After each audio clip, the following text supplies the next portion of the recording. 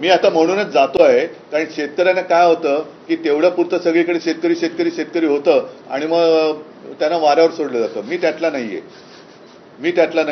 मी आपत्ती आल्यानंतर सुद्धा दुसऱ्या तिसऱ्या दिवशी गेलो होतो, त्याच्यानंतर मोर्चाला सुद्धा गेलो. आता परत 4 दिवस मी मराठवाड्यात जातो आहे, त्याच्यानंतर कदाचित विदर्भामध्ये पण जाईन, इतरत्र सुद्धा मी जाईन आणि शेतकऱ्यांशी थेट संवाद साधेन.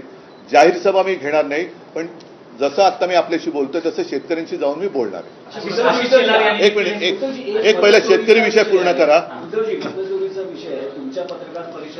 नाही, एकच सेकंद ऐका, एकच मिनिट. आधी शेतकरी विषय पूर्ण करा. तो झाला असेल तर मी पुढे जातो. हो, म्हणूनच एकच मिनिट. अधिकारी जे पैसे मागतात म्हणून मी तिकडे जाऊन शेतकऱ्यांशी बोलणार आणि कोण असे अधिकारी आहेत त्यांचा सुद्धा काय समाचार घ्यायचा तो आम्ही घेऊ.